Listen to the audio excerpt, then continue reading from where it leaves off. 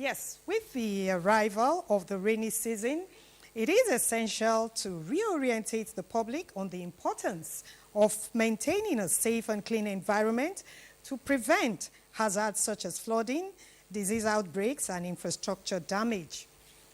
This period often sees increased environmental challenges due to poor waste disposal practices, blocked drainages, as well as unsafe structures.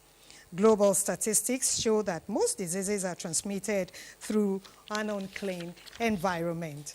How can we keep the environment clean and ensure that we prevent hazards associated within the environment during this rainy season?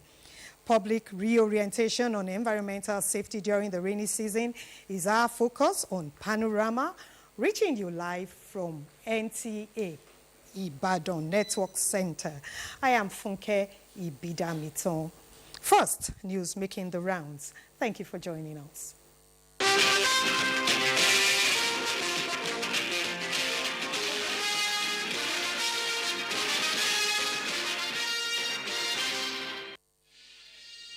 The federal government is set to strengthen agricultural productivity, stabilize food prices, and drive economic growth. During a meeting of the Presidential Food Systems Coordinating Unit Steering Committee at the Presidential Villa, Abuja, Vice President Kashim Shettima said the initiative will align agricultural efforts across all government tiers through real-time data analysis. State House correspondent Abdurrahman Jibrila reports. The project is part of broader initiatives aimed at transforming the country's agricultural sector through data-driven policies and public-private partnerships signed between Nigeria and Brazil on March 17, 2025. The Green Imperative project is a $1.1 billion initiative aimed to modernize 774 mid-sized Nigerian farms with Brazilian agricultural technologies, creating jobs and boosting productivity across the nation. One of the first proactive decisions by government to prepare for the flooding season, Vice President Kashim Shettima said President Tinubu has approved 15 billion naira for the National Emergency Management Agency to prepare for flood as the rainy season kicks in. And we have to get it right. Your Excellencies, Honorable Ministers, distinguished ladies and gentlemen, let's get it right. If we get it right, we have had many interventions in this country. So let's work as a team. Let's work as a family to actualize our goal. This country has to work. So I want you to work closely. For the past 50 years or so, we are very good at organizing seminars and talking. But let's walk the talk. The National Agribusiness Policy Mechanism aims to address challenges of high food inflation and agricultural yields that lags 60% behind global average, as the pilot survey has been completed across 13 states with a full launch planned for June 2025. The Green Imperative project should, as much as possible, speed up the takeoff of the project, because the impact it will have on the food production in this country is going to be marvelous. We have applied so many technology, reducing the cost of productivity, reducing let's say, the efficiency and the productivity of the farmers. So we expect to, let's say, to have the same results here in Nigeria. The private sector today has made a commitment to support the National Agri-Data Planning Program so that we could have the first pilot. The program, supported by Data Analytics Partnership and a digital platform under development, is designed to tackle food inflation, inefficient subsidies, and outdated farming practices to give the country a unified framework to optimize public spending and drive sustainable rural development. From the State House, Abraham Jibrila, NTA News. And residents of Ibadan have commended the Oyo State government for prioritizing cleanliness in market areas. Madonna Atoyebi has more on this new development of waste drums in market areas.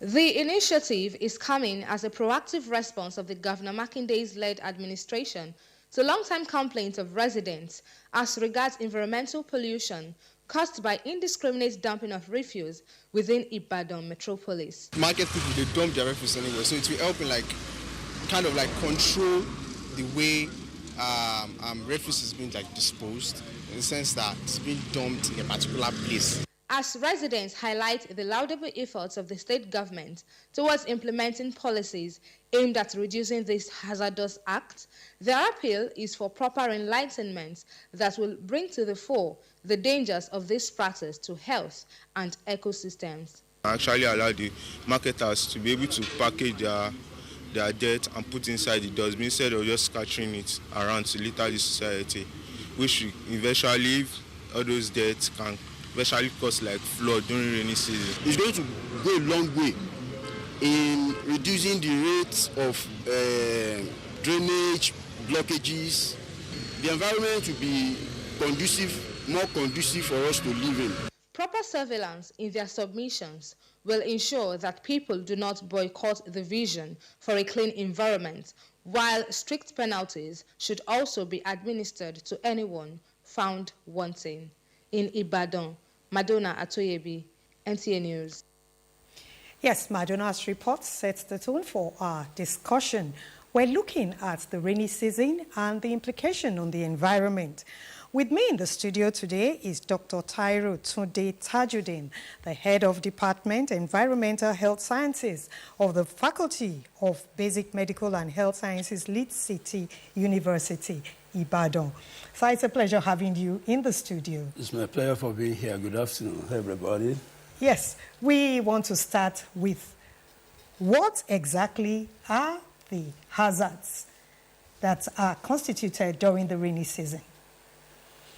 Thank you so much. The hazards are many, but with the intervention of the government, specifically the state government, in creating awareness towards cleanliness in the rainy season, we just need to back up or to complement the effort of the government in the creation of awareness. And precisely, human factors are the major factors responsible for some hazards, especially during the rainy season.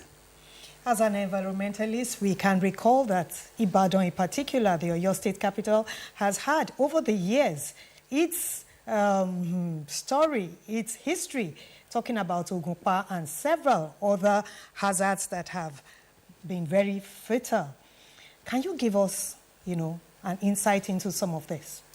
Thank you so much. Precisely in 1980, when there was this serious flood disaster in Ibadan, specifically, the then state governor, Bola Ige, as they used to refer to, cap in hand, to meet federal government for assistance in preventing the disaster, because it was massive then. Mm-hmm. And so assistance was given through World Bank to create a channel assistance scheme along Ogunpa Stream.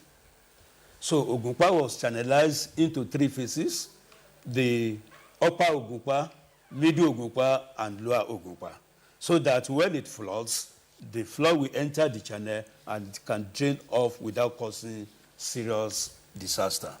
So this was the impact or effort of the government in the past. And successive governments were building on that. And as such today, I can confidently inform you that the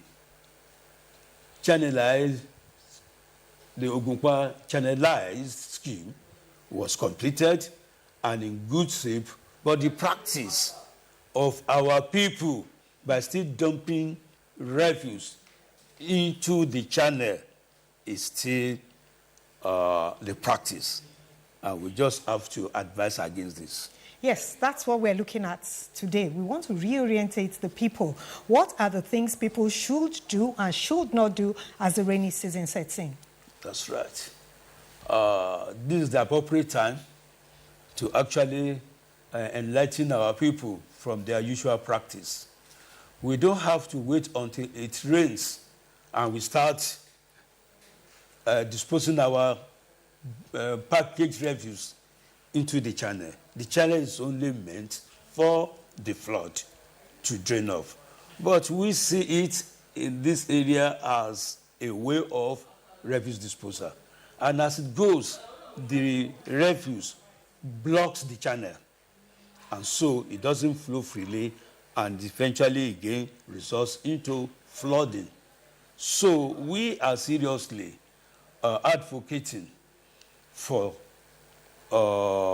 reduction, if not complete stop in this type of practice. It's not encouraged to wait until it rains and you start dumping your refuse into gutter or drainage. Is a very negative practice. What should be the efforts of the state government, individuals, in ensuring we have a safe environment in the rains?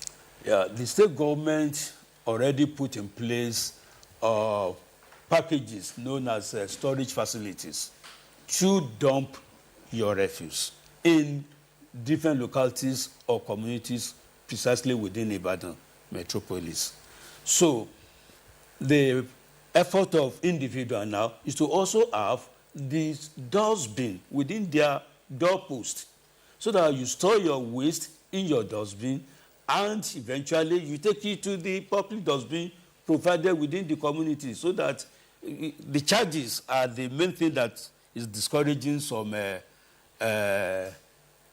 private or public human being. You know, probably if you deposit your waste into the government or dustbin, you'll be charged for doing this. Okay, let's look at the area of health now. Okay. You are of the Faculty of Basic and Medical Health Sciences. Right. Let's look on the issue of health and hygiene. How can we best stay healthy in this season? Honestly, to stay healthy in this season depends on every one of us.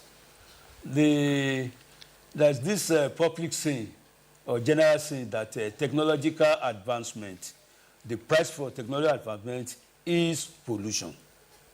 We want to advance technologically, but it results into environmental pollution.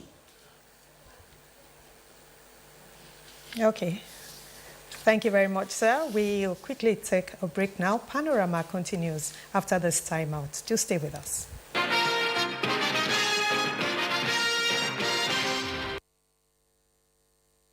Tuned. With Nigeria accounting for over a quarter of the world's malaria cases, stakeholders in the health sector in Osun State have called for stronger and united action against the deadly disease. They made the appeal at an engagement meeting to mark this year's World Malaria Day. Femi Afariogun has the details. Every World Malaria Day is a stark reminder that one of the world's deadliest diseases, malaria, still lurks in the shadow. With this year's theme, Malaria Ends With Us, Reinvent, Reimagine, Reignite, health authorities in Osun State confirmed that there are signs of progress, as between March 2024 and March 2025, confirmed malaria cases dropped from 75.3% to 52.7%. These gains are not coincidental. They are the result of sustained investments, strategic interventions, and unwavering leadership of His Excellency, Governor Jasin Adewale Adeleke. Over 3.5 million long-lasting insecticide nets were distributed in the year 2023 alone. But these stakeholders recognize that there is a great task ahead to ensure proper elimination of malaria in Osun State. We call on all citizens and corporate organizations to reinvest their resources, reimagine new partnerships, and reignite community actions. Together, we can close the gap in prevention, especially for the most vulnerable among us. The event also featured the recognition of individuals and groups who have made notable contributions to malaria control in their communities. In Osogbo, Femi Afariogun, NTA News. And for stories trending in the sporting world, let's join Peter on Sports Update. Let's begin by telling you that the National Sports Commission says it will work with various sports stakeholders to ensure grassroots development of the sector. Chairman Shehu Diko stated this at the closing ceremony of the 3 days annual National Junior Swimming Championship Tag Swim for Life, designed for young swimmers aged 8 to 15.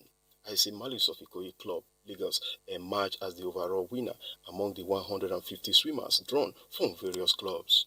So this is great for us to have a forum for children to showcase themselves, their talents, and for us to start preparing, getting the talents we will put in camp for the next year Youth Olympics. Very young kids are here giving out their best, and you could see that the future of swimming in Nigeria is going to be great. Meanwhile, in a significant development for the Nigerian badminton, the president of the Badminton Federation of Nigeria, Francis Obi, has been elected as a member of the Badminton World Federation Council. This remarkable achievement not only highlights Obi's dedication and contributions to the growth of badminton in Nigeria and Africa, but also marks a proud moment for the entire Nigerian sporting community. Elsewhere, the need for all Nigerians to keep fit, irrespective of their work and social life, has been described as non-negotiable. This was the message at the quarterly walk and jog exercise organized by the News Agency of Nigeria on Saturday in Abuja. The exercise, which took participants from the News Agency of Nigeria headquarters to the Eagle Square and back to the starting point, the managing director says it is a deliberate effort to keep the workforce fit. In the last 1 hour now, we walked for about 5 kilometers. I was measuring in less than 70 minutes. The camaraderie, and we are building team spirit, is to also strategize and tell the general public to obey road traffic rules and regulations. And now to football, as Chelsea look to strengthen their position in the race for the Premier League's top 5 when they welcome Everton to Stamford Bridge in Saturday's early kickoff. While in other games, Ipswich Town face a daunting task at the square-off with Newcastle United. Brighton battles West Ham. Staying on football, the Copa del Rey final between Real Madrid and Barcelona is set to showcase top-notch football as these Spanish football giants meet for the 3rd time this season. This highly anticipated showdown marks the first Copa final between the two sides in 11 years and their 260 competitive match. With Sport Update, Peter Oibo, NTA News.